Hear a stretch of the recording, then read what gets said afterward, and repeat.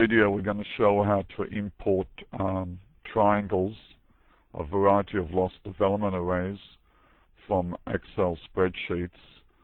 So the database, which can easily be created, I've called GSAA import, and we're going to go to a subfolder that contains the spreadsheets.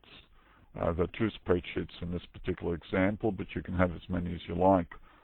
For instance, if you're importing from the NAIC or ICRFS Schedule P CD or the S&P Syn Thesys CD, I think in respect of ICRFS or NIC, you're looking at something like 18,000 to 20,000 triangle groups, and that doesn't take really a very long time. Well, let's open these two spreadsheets just to see what kind of triangles they contain.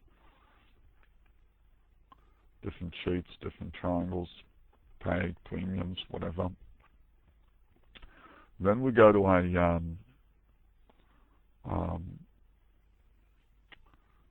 some Visual Basic in Excel. So I've got an Excel spreadsheet here, which is quite easy to design. It basically states which is the database, ICRFS database, that you're going to import into. Are you going to be using a wizard?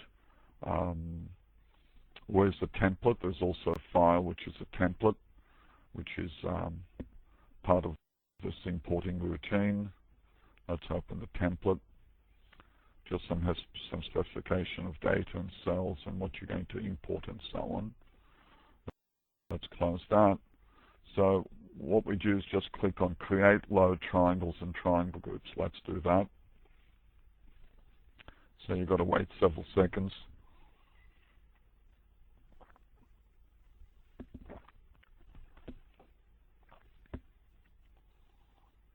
Okay, if you go back into the database, incidentally, the database or ICRFS do not really have to be open. If you click with the right button on the right window pane and select Refresh, you'll see all these triangle groups here. Let's open the first one. And if we go to the Triangles tab, you'll see that we actually created other triangles from the original triangles in the spreadsheets. For instance, we've added the cases of estimates in the IBNR. We've taken ratios of triangles. And this was all done through the COM. The other thing that perhaps you haven't seen before is that if you go to the variables, now triangle types, these are the standard triangle types, but over here you can see there have been some others introduced into the database. For instance, you could have well, we've got reserves held already. So in fact, this type, oops. Well, let's just add another type. What shall we call it? A new dollar type. Let's call it junk. So if you go to triangle groups and you go to, say, company A class 1, and you want to create a new triangle, either with clicking with the right button of your mouse here to new triangle at the bottom, or just click there, that this type of triangle, junk, is in the list. Okay. Now there were no exposures, inflation premiums in the spreadsheets. Let's close all the triangle groups.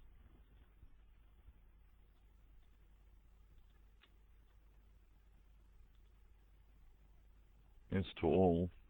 Now you're not going to be actually following me here because you don't have this data. I now run the modeling wizard. The modeling wizard will be run in every incremental triangle in the triangle group.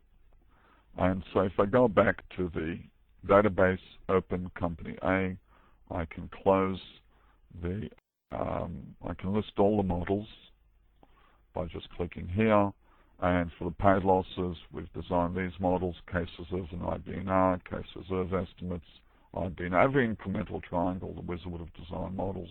If we run the model M4, which will be the same as M6, you notice there's a major calendar year shift from 2001 to 2004. Let's look at the residuals.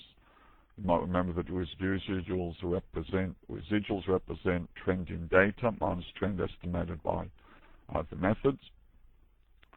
So the methods estimated 0 and then 44%, and these residuals are relatively random. If we remove this 44% trend, and in the method we assume that the trend is 0,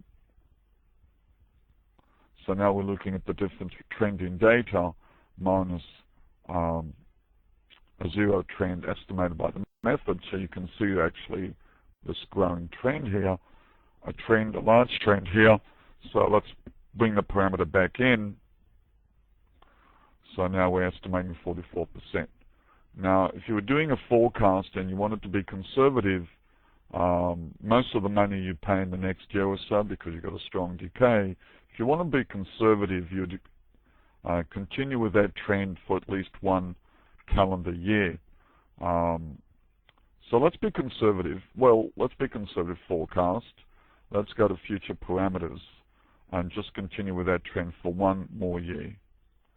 Actually, if you want to be very conservative, you continue with it, to the last calendar year, where you actually close you square the triangle, so to speak. Okay, but let's assume it's 0 thereafter, which is still pretty conservative.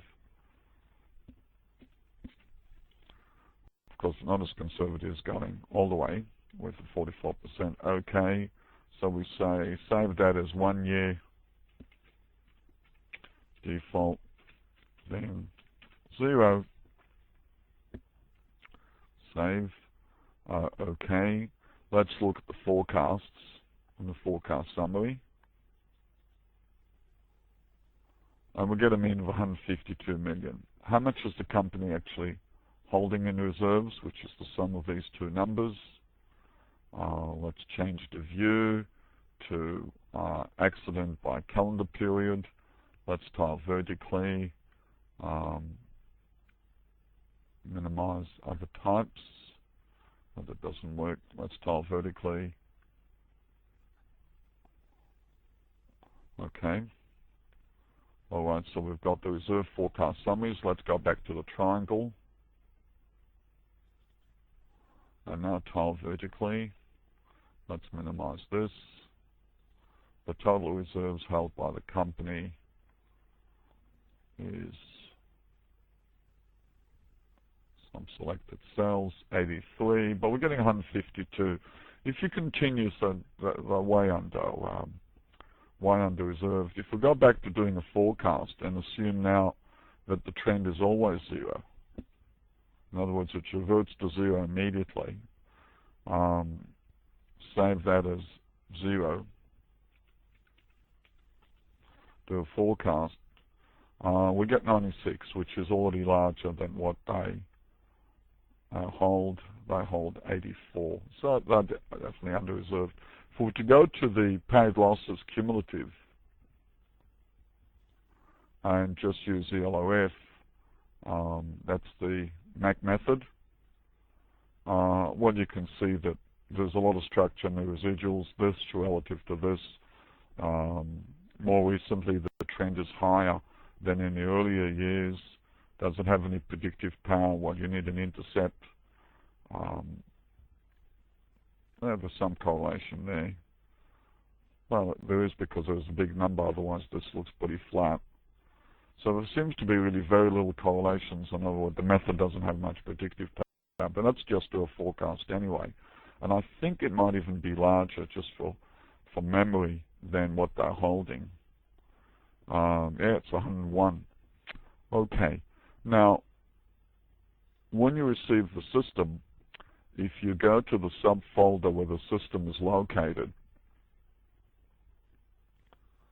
let's go to version 10.3, say, plus QA com scripts, No, not that one.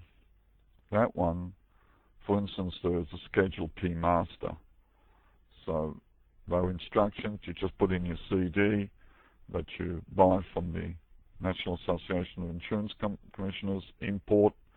You have to, where's the CD? Are you using Oracle SQL interface in the background?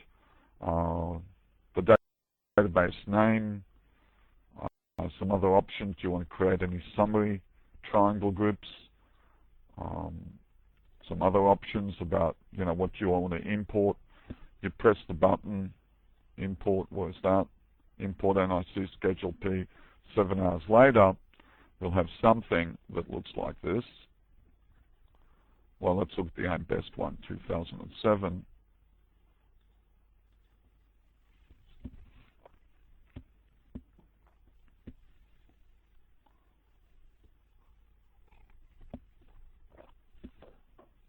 This is all discussed in another video. This is the importing of Schedule P, where that's AIM Best and NAIC. So that's the whole industry. I've added some new variables, like what have I modeled? Yes, I've modeled these. Any of these, what's the line of business, workers' compensation, and so on.